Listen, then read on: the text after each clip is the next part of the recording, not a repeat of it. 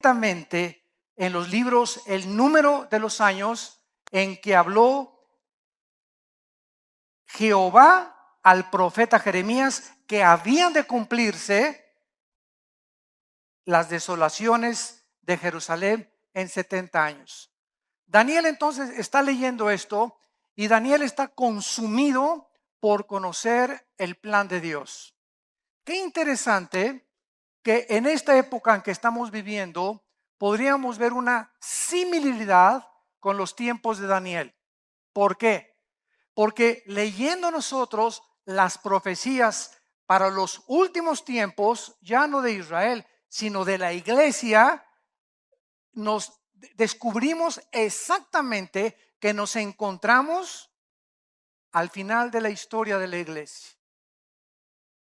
Todas estas cosas que están pasando en el mundo geográfico, en el mundo ecológico, en el mundo político, religioso, filosófico, apuntan hacia el fin de la historia humana.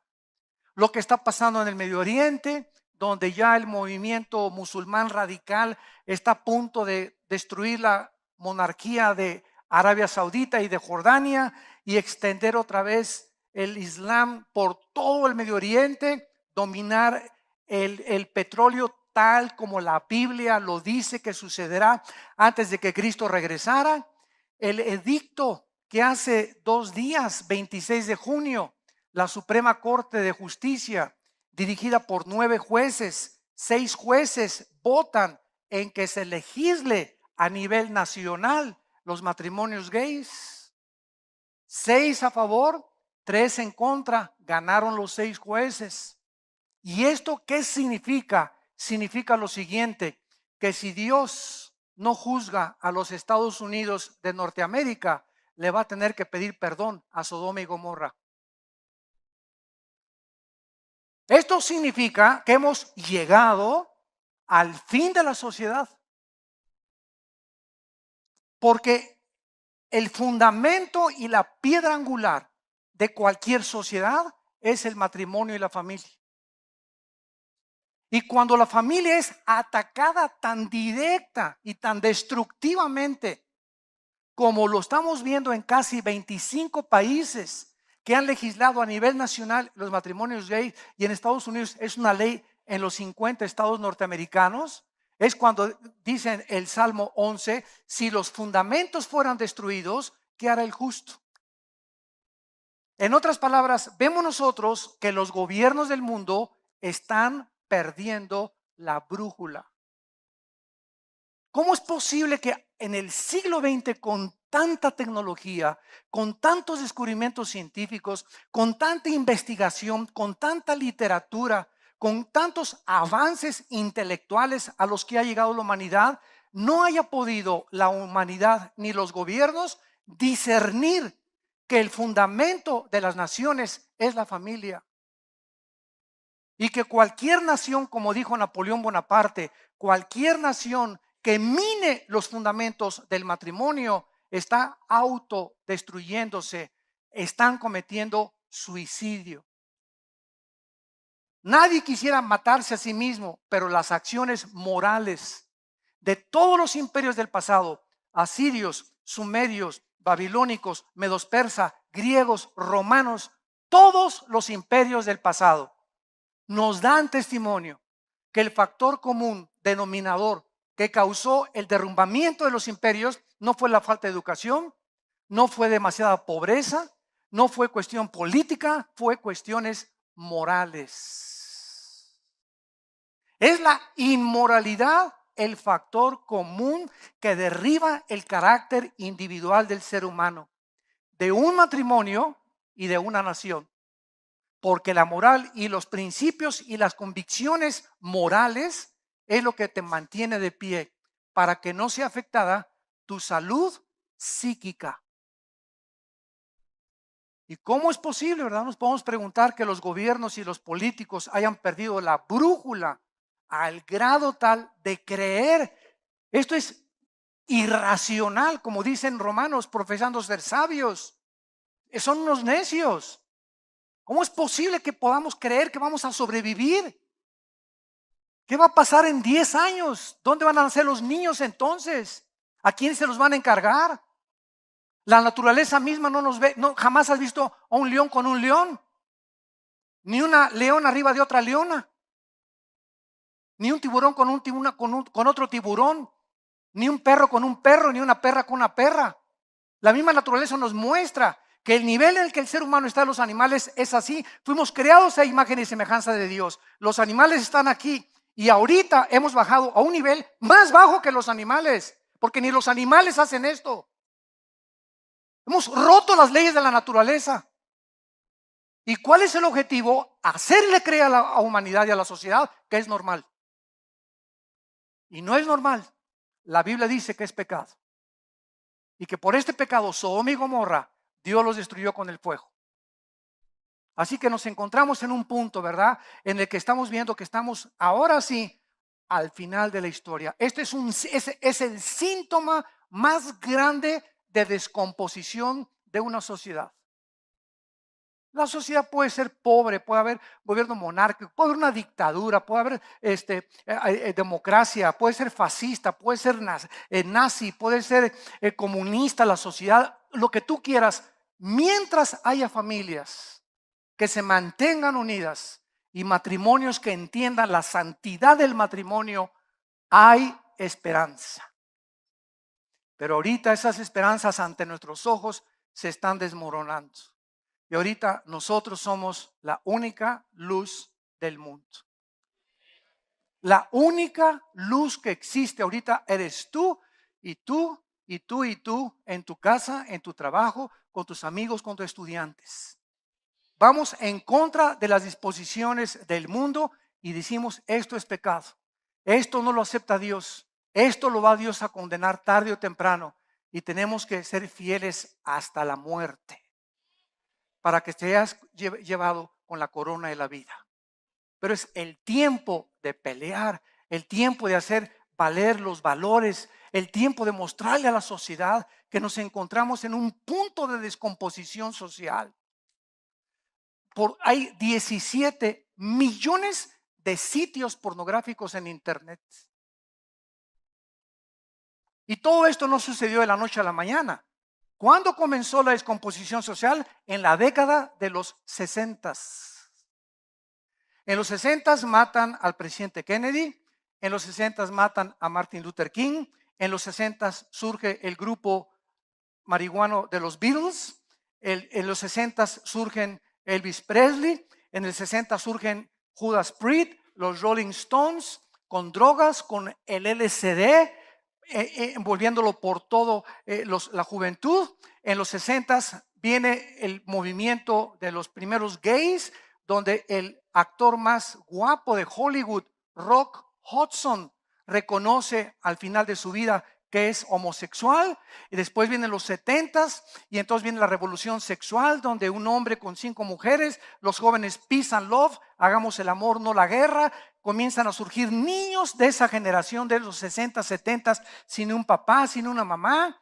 En los 80s el 60% de las mujeres en Norteamérica trabajaban, comenzaron a entregar a los niños a las guarderías infantiles. Viene la revolución de las computadoras, del internet, del chip, de la época cibernética. El hombre cada vez se ensoberbece más, la tecnología, la ciencia, etcétera, etcétera. Llegamos al año 2000, viene el ataque contra las Torres Gemelas, donde Dios dice: esas torres que representan el poder económico y el Pentágono que representa el poder militar, los voy a destruir para que se vuelvan a mí. 4 meses la gente buscó las iglesias, llenó las iglesias y se olvidaron de Dios. 7 años después, 2008, viene la caída de la bolsa de Wall Street, 777 puntos. Y 7 años después, que no es coincidencia, en el 2015 está profetizado en la Biblia la Shemitah, que es el tiempo de Tishri del mes judío, que es ahora en septiembre, cuando puede suceder una catástrofe, y de acuerdo a las lunas rojas también. Y y le pedimos a Dios cuentas: ¿por qué Dios manda tsunamis? ¿Por qué terremotos? ¿Por qué aquello? ¿Por qué esto y el otro? ¿Por qué? Porque nos estamos descomponiendo moralmente. Y Dios tiene que juzgar el pecado, lo juzgó en la cruz. Y tiene forzosamente que juzgar el pecado. Y cuando la sociedad se corrompe, Dios tiene que destruirla para levantar una sociedad nueva. ¿Qué es lo que va a hacer con nosotros en el reino milenial cuando Jesucristo regrese? Pero el mundo, de acuerdo a la Biblia, se encuentra ya en la mera orillita, en la mera orilla de su autodestrucción. Y es el punto en el que nosotros, al consultar la Biblia, le debemos decir a Dios: Señor, salva a mi familia. Voy a luchar estos últimos meses o semanas que nos quedan, o años que nos pueda dar el Señor en su misericordia de vida, para salvar a mi familia. Y esto fue lo que Daniel hizo hace 2500 años. Comenzó a orar a Dios, y vamos a analizar esta oración, de qué forma él puede volcar su corazón y estar conmovido en las fibras más íntimas de su alma, Daniel, para pedirle a Dios iluminación. Y es lo que necesitamos ahorita los cristianos. Escúchenme, la Biblia es un libro que está completamente revelado. O sea, la revelación bíblica está completa y sellada. Está sellado, así acaba el Apocalipsis. Nadie le puede agregar nada ni quitarle nada. Entonces, cualquier persona que se atreva a decir: pues el presidente de Ecuador va a ser una mujer, y yo profetizo estas cosas que por allá, cualquier persona que se atreva, escúchenme, a decir algo acerca del futuro, se ha endiosado. Porque solo Dios conoce el futuro, solo Él conoce el futuro, y todo lo que Él quiera revelarnos del futuro ya está escrito aquí. A la ley y al testimonio son las escrituras, la palabra de Dios, a la cual haríamos bien en estar atentos. Y estamos llenos por todos lados de falsos profetas, de falsos apóstoles, de falsas profecías, que se va a acabar el mundo, que en septiembre esto y el otro, que por aquí y por allá, y la cristiandad anda por todos lados creyendo lo que saca en internet, lo que saca en las películas, lo que vieron en esta iglesia y lo que vieron en la otra iglesia, por no conocer la palabra de Dios. La revelación está completa, necesitamos iluminación en lo que ya está revelado. Que el Espíritu Santo nos ilumine conforme los acontecimientos se van desarrollando en los últimos tiempos, y entendamos en la época que estamos, lo que está pasando en Medio Oriente, en Corea del Norte, en la China, la caída económica de Estados Unidos en estas semanas, la caída de Europa en la económica, y que a través de toda esta situación de confusión teológica, humanista, política y religiosa, es cuando surge el anticristo.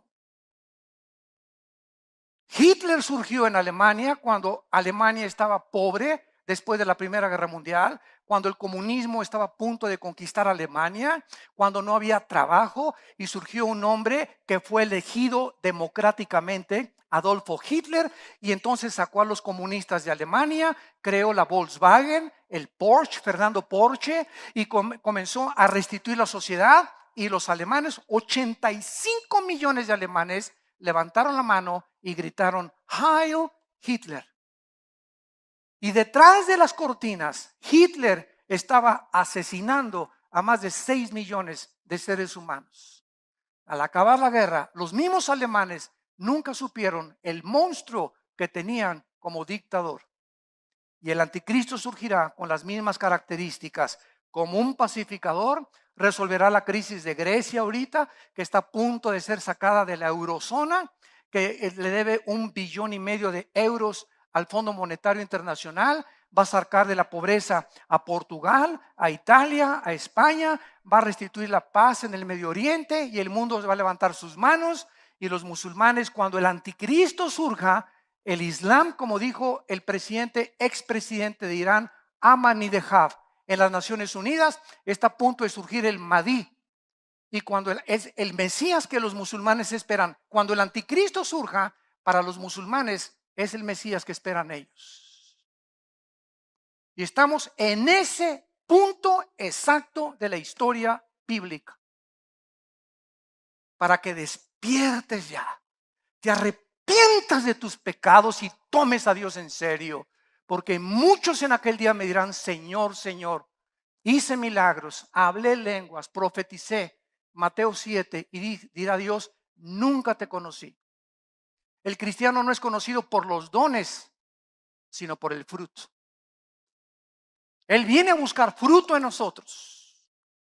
Y todo ese evangelio que se predica ahorita de peace and love, y el campeón que traes dentro, y todo te va a ir bien, y esto y por aquí y por allá, es un evangelio que está desapareciendo. El mensaje ahorita es el profético. Arrepiéntanse porque vienen los juicios de Dios sobre el mundo.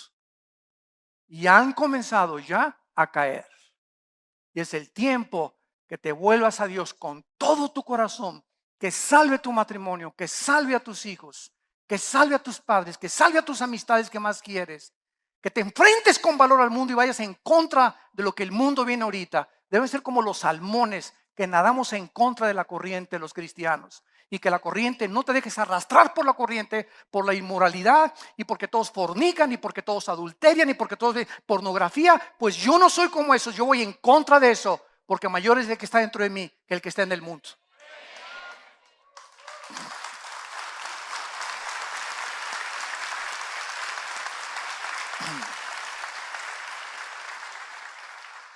Dice Daniel 9, versículo 3, y volví mi rostro a Dios, al Señor, buscándole en oración y ruego. Esta palabra oración, hay varias palabras en el hebreo para orar. Y la palabra que se usa aquí en el hebreo es muy interesante porque es la palabra tepilá, con T de tío y P de papá, tepilá, que significa intercesión. Hay la oración de petición, la oración de alabanza, la oración de confesión de pecados y la oración de intercesión, donde te pones en la brecha y te pones a orar por tus hijos todos los días, te pones a orar por tu matrimonio, por tu esposa, por los pastores.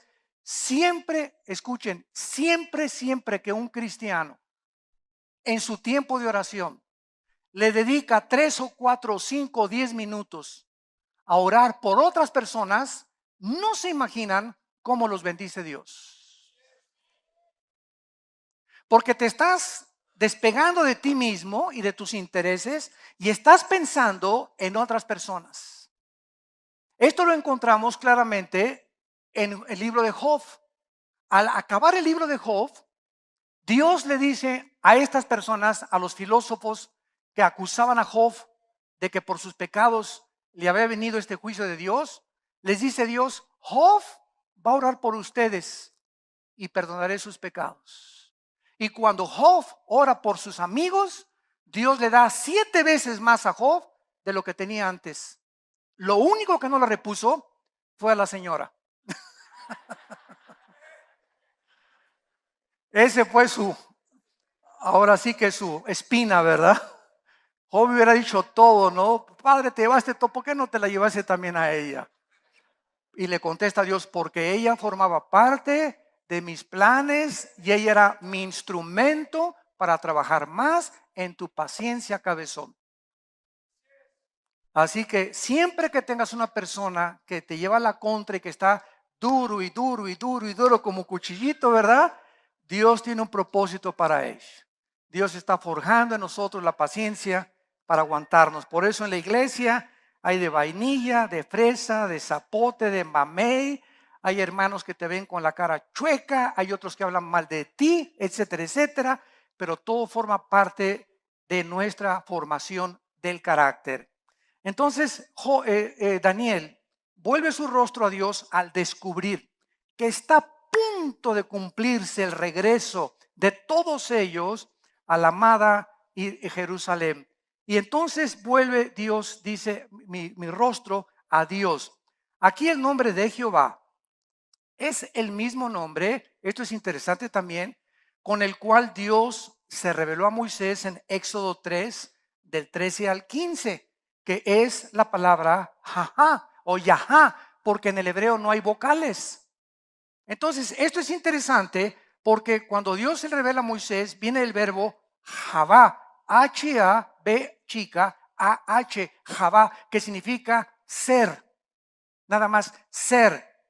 Y en el tetragramatón, se llama tetragramatón, tetra es de 4 cosas. Ahora viene la tetra de las lunas rojas. Fueron 4 lunas rojas en el 14 y ahora vienen 4 lunas rojas que ya fueron en abril y vienen 2 lunas más ahora en septiembre, que siempre están asociadas con problemas en Israel y el Medio Oriente graves. Y en 500 años ha habido solamente 4 tétradas. En 1482, cuando los judíos fueron expulsados de España.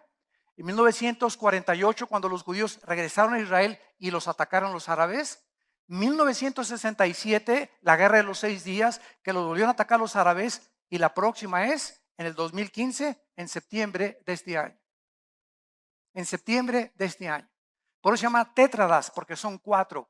Entonces, cuando hablamos del tetragramatón, son las 4 consonantes que forman el nombre de Dios, que es la palabra Ehyeh, Asher, Ehyeh, que significa el que existe en sí mismo. ¿Qué nombre le podríamos poner a Dios? ¿Pancho? ¿Manuel? ¿Abraham? ¿Jacob? No habría ningún nombre que describiera quién es Dios. Entonces, cuando Moisés le dice, oye, ¿cómo te llamas? ¿Quién eres? ¿Qué le digo a mi pueblo? Y Dios le contesta, yo soy el que soy. O sea, para mí, ¿qué estaba diciendo Dios? Para mí no hay pasado, para mí no hay presente, para mí no hay futuro. Yo estoy en otra dimensión, Moisés, que ahorita no vas a entender, se lo voy a explicar. Le dijo Dios a Moisés, cuando vengan los apóstoles cientos de siglos después y expliquen Apocalipsis, vamos a entender un poco más la inmensidad de los pensamientos y los caminos de Dios. Vamos a entender que Él es un Dios fuera de nuestras 4 dimensiones y que Él no está limitado a nuestras dimensiones y que para poder entenderlo necesitamos que Él entre a nosotros en la persona del Espíritu Santo y que Él nos comience a enseñar en la Biblia sus pensamientos y sus caminos. Aquellos que viven cerca de Él. Y este es el tiempo de todos los que viven cerca de Dios, que Dios los va a iluminar y les va a mostrar el camino que tu familia debe tomar, tu trabajo, las decisiones que tienes que tomar, si tienes que comprar esto o no tienes que comprar aquello, si te casas o no te casas, si te casas bien o te casas mal, si haces ese negocio o no haces ese negocio. Ahorita es el tiempo de buscar a Dios con todo nuestro corazón para no perder la brújula. Muy bien, veamos lo primero que hace Daniel en el versículo 4 en adelante. Y oré a Jehová mi Dios e hice confesión. Fue lo primero, nótenlo ustedes, lo primero que hace David al acercarse a Dios es confesar los pecados. Y en este caso, él se pone en la brecha como intercesor por los pecados de Israel.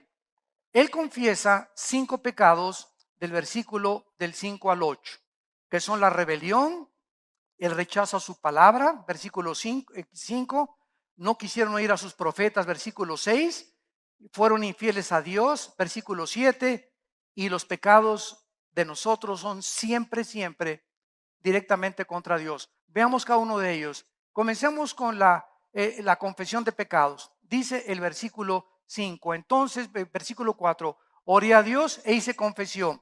Hemos hecho impíamente y hemos sido rebeldes. Una de las primeras cosas que tenemos que entender, cuando oramos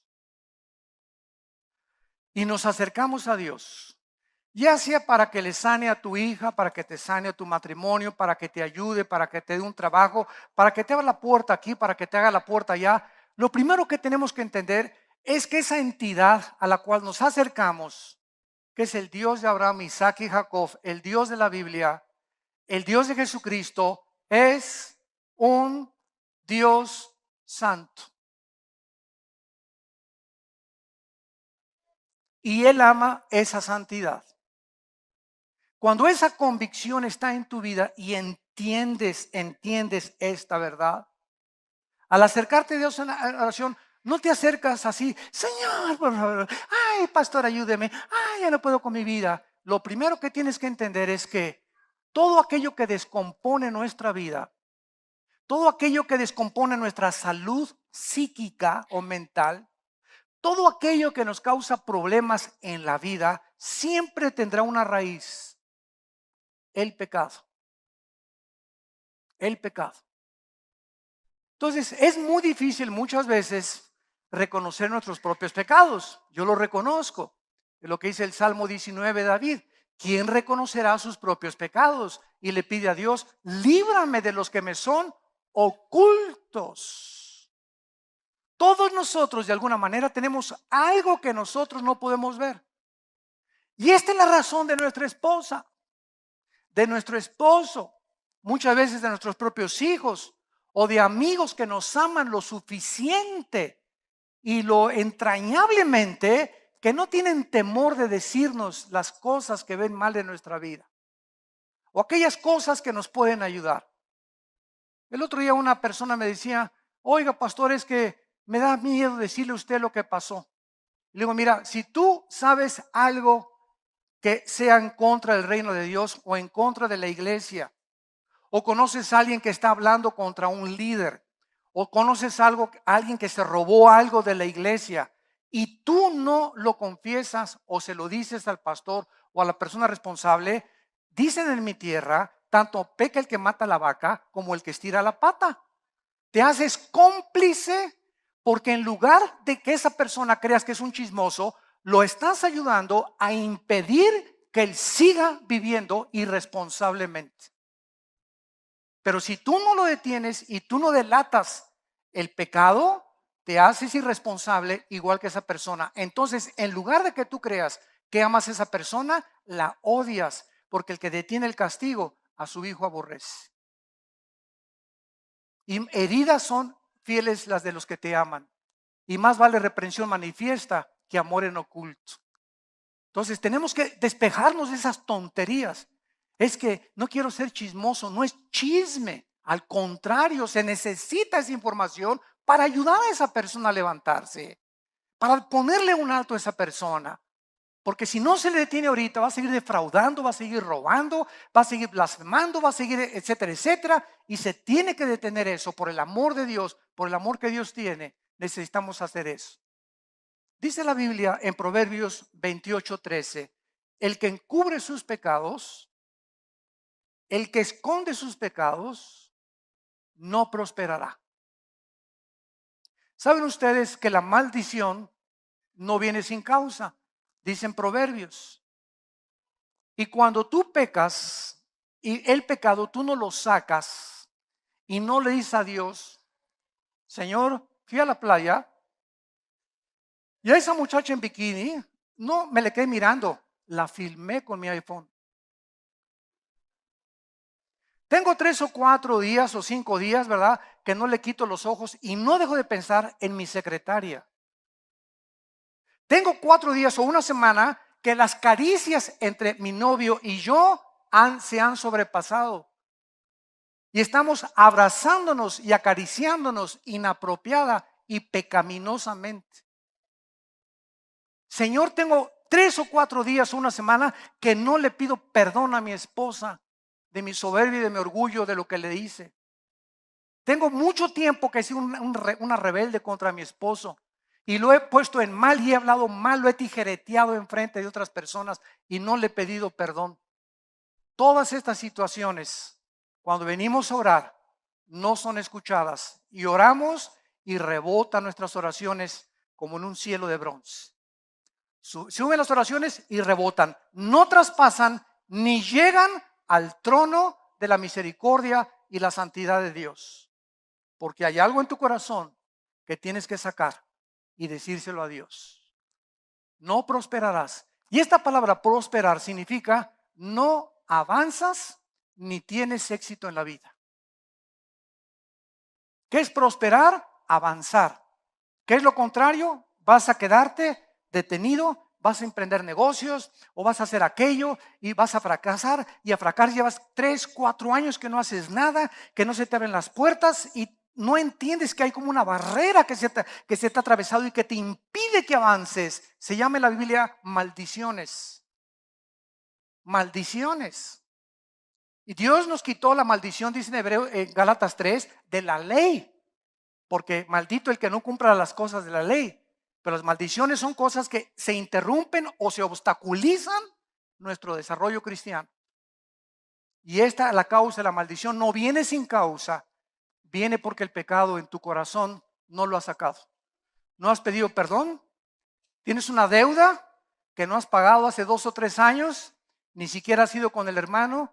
Mira, aunque sea 50 pesitos, te debo 1,000,000. no tengo trabajo, pero te voy a dar aunque sea 25 pesos a la semana, pero quiero demostrar que te quiero pagar y mientras yo más me prospere Dios, más te voy a pagar. Pero si te haces el pato, como decimos en México, y te haces el tonto y no pagas tus deudas y crees que con eso vas a prosperar, se te van a cerrar todas las puertas el mes que entra dentro de 6 meses. Y escúchame, y si no se te cierran las puertas y prosperas, esa prosperidad se convierte en maldición para tu vida.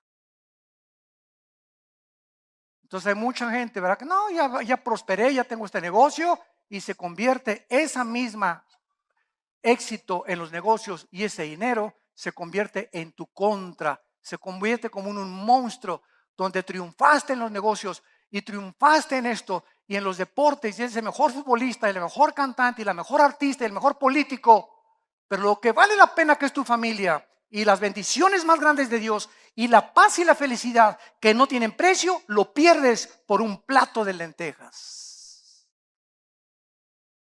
Porque ¿de qué te sirve ganar el mundo si pierdes tu alma? Dice el Salmo 66, 18, si en mi corazón hubiese visto la iniquidad, el Señor no me hubiera escuchado. Si en mi corazón hubiera visto yo la iniquidad, el Señor no me habría escuchado. Y en 1 Timoteo 5, en el Nuevo Testamento, 1 Timoteo 5, 24 al 25, dice así: los pecados de algunos hombres se hacen patentes antes que ellos vengan a juicio, mas a otros se les descubren después. Asimismo, se hacen manifiestas, o sea, se dan a conocer las buenas obras, y las que no son de esta manera no pueden permanecer ocultas. ¿Qué es lo que dice el Espíritu Santo? Tú has pecado y sabes una cosa, dice Dios, te doy una oportunidad, te voy a dar un chance que te pongas de acuerdo conmigo. Porque la palabra confesión o malajeo en el griego significa ponerte de acuerdo con alguien de algo que hiciste. Entonces, cuando tú encuentras una pluma en la iglesia y la levantas y le dices, vénganos a tu reino, y te la guardas en el saco, eso es robo a los ojos de Dios. Pero cuando esa pluma tú te la encuentras en la iglesia, ¿qué tienes que hacer? Vas con el pastor, me encontré esta cartera, me encontré esta pluma, te estás poniendo de acuerdo y le estás llamando a guardarte en la bolsa. ¿Estás de acuerdo con Dios de que eso se llama robo? Y puede ser un palillo de dientes, puede ser una pulsera, puede ser, no importa la cantidad, es la acción lo que Dios ve, es robo. Y cuando devuelves eso, es cuando le dices a Dios, Señor, me pongo de acuerdo contigo, porque tú a esto le llamas robo y yo le llamo robo, y por eso no puedo guardar ni traer la maldición. Al guardármela, traigo la maldición a mi vida. Como lo hizo Acán en Josué capítulo 7, que se guardó un manto babilónico y la maldición vino sobre su casa, hasta que sacara el pecado. Pero con el potencial dentro de su naturaleza de responder hacia un camino o hacia el otro camino. Porque si ese potencial no hubiera sido puesto dentro de las criaturas que Dios creó, hubiéramos sido y hubieran sido los ángeles robots. No hubiéramos jamás podido tener enfrente, no, voy a escoger uno o dos caminos. No, nada más voy a escoger este, porque soy un robot. Y fui diseñado y se me da cuerda para que solamente camine por ahí. Pero a Dios le agradó poner dentro de sus criaturas esto. ¿Y saben por qué lo hizo? Por amor. Por amor. En otras palabras, si nosotros no hubiéramos tenido la opción de irnos por otro camino, ¿cuándo hubiéramos conocido el amor de Dios en la cruz? ¿Cuándo hubiéramos conocido la maldad de los que se oponen al amor de Dios? ¿Cómo podríamos conocer la compasión, la misericordia y la gracia y la bondad si no tuviéramos la antítesis o lo contrario o lo opuesto a lo que es el amor, el bien, la misericordia, la compasión, etcétera, etcétera? Entonces, gracias a ese amor que Dios tuvo al crearnos, nos pudo mostrar de tal manera, Dios amó al mundo que nos ha dado a su Hijo unigénito, para que cualquiera de ustedes que en él crea no se pierda, mas tenga la vida eterna. Fue por el amor de Dios que Él permitió que el mal entrara al universo. ¿Cómo te quedó el ojo? Porque es el argumento número uno de los ateos. Yo en todos mis años pasados que tuve argumentos con ateos, agnósticos, escépticos, en televisión, en radio, etcétera, etcétera, siempre sacaban la primera carta. Y su primera carta que traían ahí era: a ver, contésteme usted, ¿por qué el mal entró al mundo? Yo les contesté: me da mucha risa, Mr. Ateo, porque ustedes no tienen respuesta y nosotros sí. O sea, los ateos jamás te podrán, ¿cómo van a poder contestarte si no saben ni siquiera, no creen ni siquiera que hay Dios? Entonces, ¿cómo van a poder explicar la maldad humana, el castigo humano, la deshumanización humana, cuando no entienden ellos? Porque cuando no hay Dios, eres tú Dios. Por eso el ateísmo es insostenible filosóficamente. Tú le dices me dice una persona: yo soy ateo. Le digo: no eres un ateo. ¿Quién te dijo que eres un ateo? Filosóficamente tú no puedes sostener esto. ¿Por qué? Porque me estás diciendo que tú eres Dios. Si no hay una fuerza fuera de ti que tiene control de tu vida, que te la has entregado y que reconoces que dependemos de algo que trasciende nuestra naturaleza, tú te pones tus leyes, tú haces tus mandamientos, tú decides qué es bueno y qué es malo. En otras palabras, te conviertes en Dios. Son dioses para ellos mismos. No hay ninguna persona que se atreva a decir: yo no tengo Dios. Porque adoras al Dios verdadero, o te haces tú mismo el Dios que tú crees, engañado por Satanás como fue engañado Eva, que podrás ser como Dios, creyendo y haciendo tú, decidiendo entre el bien y entre el mal. Y aquí, para terminar esta parte de Apocalipsis 13, dice, vamos a unirlo desde el versículo 15. Está hablando del falso profeta. Al falso profeta se le permitió infundir aliento o imagen, espíritu a la imagen de la bestia, para que hablara, matara y a todo el que no la adorara. Y hacía que a todos. ¿Quién hacía que a todos? ¿De quién está hablando? ¿De quién está hablando? Del falso profeta.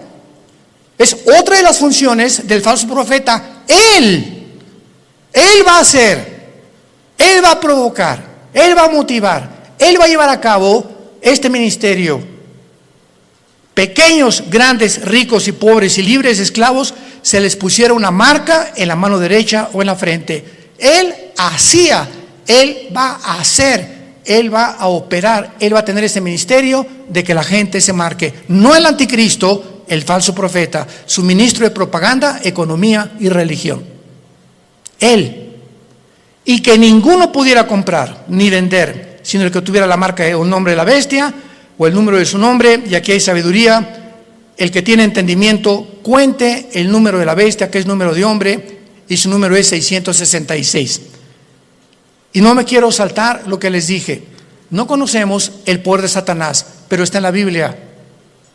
Solamente lee hoy en la tarde Éxodo capítulo 7, cuando los hechiceros, los astrólogos, los magos de Egipto vieron que Moisés aventó la vara y se convirtió un objeto inanimado, madera. La madera no tiene vida, se convierte en una culebra, y los brujos le dan vida a las varas de ellos.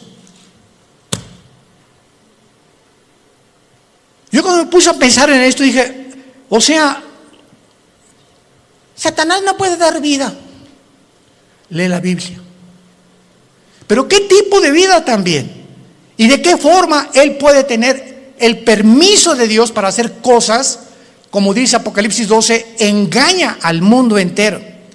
Entonces los brujos pudieron hacer aparecer esto como algo vivo, y la vara de Moisés, que tenía vida, que era una culebra, se come a las demás. O sea, no era una ilusión óptica lo que hicieron los brujos. Si la vara de Moisés se comió a las culebras de los hechiceros, era porque eran culebras de veras. No eran como, leí una vez un comentario de una persona ahí, ¿verdad? Que como hay el mundo está lleno de estas personas. No, han de haber sido ilusiones ópticas, han de haber sido apariciones, a lo mejor fueron hologramas que hizo el Satanás. ¿Eso por qué se las comió? Y lo mismo pasa ahora con lo de la vacuna también. Oiga, ¿será la vacuna la marca del anticristo? Por el amor de Dios, lee tu Biblia. ¿Qué dice la Biblia que va a ser aquí en la frente o en la mano derecha? Y las vacunas no las ponen aquí. Entonces, ¿cómo puede ser una vacuna la marca de la bestia? Te la ponen aquí o en cualquier músculo del cuerpo. Y la marca de la bestia es algo que está impreso aquí o aquí. Entonces, nos damos cuenta cuánta confusión existe. ¿Por qué? Porque no hemos vuelto a leer la Biblia como Dios quiere que la leamos, en oración y con mucho cuidado. Y veamos entonces que a la mitad de la tribulación, los últimos 3 años y medio, y antes de que, voy a darles rápidamente un panorama, una cronología de lo que va a pasar, antes de que el anticristo llegue a Jerusalén, porque antes de los 3 años y medio es posible que el anticristo esté en Roma y se mueva a sus cuarteles generales a Jerusalén. Entonces, antes de que llegue a Jerusalén el anticristo, ya estará unido con el falso profeta. Cuando a los 3 años y medio y la ramera fue ya quemada, el falso profeta se levanta con el anticristo y entonces convierte en la tercera persona de la Trinidad satánica. Y estudiamos que durante el viaje del anticristo a Jerusalén, antes de los 3 años últimos y medio, en los primeros 3 años y medio el anticristo asesinó a los 2 testigos. Velo apuntando si te interesa. Número 1, ya había cancelado las ofrendas del templo. A la mitad de la tribulación estamos hablando. Ya había invadido el lugar santísimo, haciéndose llamar como Dios. Ya había colocado la imagen desoladora o la abominación desoladora, que es su imagen, en 6º lugar. Ya se había exaltado como el único Dios. Ya había blasfemado de Dios y ya había iniciado su campaña de genocidio en contra de los judíos. Estas son las acciones primarias que el anticristo llevará a cabo durante los primeros 3 años y medio. ¿Y cómo lo sabemos? Porque en Apocalipsis 17, cuando le dice el Espíritu Santo a Juan, ven y te enseñaré la sentencia o el juicio contra la gran ramera, que es el sistema religioso católico romano. La ramera se define en Apocalipsis 17 montada sobre la bestia, que es el anticristo, implicando que los primeros 3 años y medio de la tribulación predominará, y los que comenzarán a matar cristianos será el sistema religioso de la gran ramera. Ahí el anticristo figurará como tal vez ahí al lado, pero el sistema religioso controlará el primer tiempo al anticristo, y el gobierno político estará otra vez debajo del poder religioso, para que veamos el poder tan tremendo de la religión. ¿Y dónde lo hemos visto anteriormente en la historia? Por el amor de Dios. 18 siglos el Vaticano gobernó Europa. Reyes, presidentes, dictadores, nadie podía casarse ni comprar sin la orden de un papa. Y el 45% de los papas fueron completamente degenerados, nombrados papas cuando eran niños. Otros mataron a su mamá, como lo hizo Calígula. Bueno, es impresionante cuando rascamos y profundizamos lo que pasó con lo que la gente le llama la religión. Y de eso fue de lo que Dios nos salvó a la mayor parte de nosotros. Yo quería ser curita a los 14 años de edad, o padrecito, como le quieran llamar. Y cuando me dicen, pero usted va a tener que hacer el voto del celibato, señor Alducin, y no va a poder casarse, me dio, hasta retortijones me dio. Le hablé a mi papá y le dije, ¿verdad? Yo decía, ¿cómo es posible que? ¿Por qué nos van a prohibir tener una mujer? Ah, muy fácil, porque si te casas, tu dinero es para la familia y ya no le puedes mandar al Vaticano. Tu lealtad tiene que ser a tu esposa y a tus hijos, escuela y todo. Pero si no tienes perro que te ladre, pues todo lo que te entra lo mandas para allá. Y se convierte el Vaticano hasta ahorita en el estado más rico, millonario, multibillonario del mundo entero. Ni Putin, el presidente de Rusia, como lo dijo, tengo el dinero que está guardado en esculturas, en cuadros, en joyas, en piedras, en diamantes, en zafiros, en esmeraldas en el Vaticano. Pero el Papa duerme en una cama de piedra, por el amor de Dios, cuernos de cordero y hablando como dragón. Antier dijo el Papa Francisco, la Biblia tiene que ser cambiada. Los ateos se van a ir al cielo. Y nos damos cuenta la cantidad de blasfemias que están circulando y la gente sigue igual, con las vendas en los ojos sin poder ver la luz. Dice 2 Corintios capítulo 3, cuando se conviertan la venda se cae de los ojos. Yo a mí hasta los 28 años, después de haber ido por aquí, por allá, esto y todo lo que busqué en mi vida, buscando qué le dé sentido a mi vida, no encuentro. Los políticos roban, la religión es una mentira, etcétera, etcétera, ¿verdad? Está desesperado en un existencialismo pavoroso. Fue cuando Jesús no se me aparece, pero mi hermano Alejandro me trae la Biblia. Comienzo a leer capítulo 14 de Juan y caigo de rodillas y digo, eres tú, Jesús, eres tú a quien yo he estado buscando desde que era niño, buscando algo que fuera la verdad absoluta, inmutable del universo. Eres tú, Jesús. Y por eso le dije cuando me convertí, no quiero saber nada de nada en el mundo más que conocerte y dedicar mi vida a ti con pasión. Nunca me quites esa pasión por la verdad. Y Dios lo hizo, gracias a Dios por su gracia y misericordia. Pero Dios dijo, cuando conozcas la verdad te hará libre. ¿Libre de qué? De las religiones, de la esclavitud, de las sectas, de la brujería, del engaño, de la astrología, del uso del sexo indebido, nos librará de todas las cosas con las que fuimos engañados, porque nacimos todos en un mundo caído de pecado, con vendas en los ojos, sin poder discernir entre el bien y entre el mal. En esta mañana, entrégale tu vida a Jesucristo.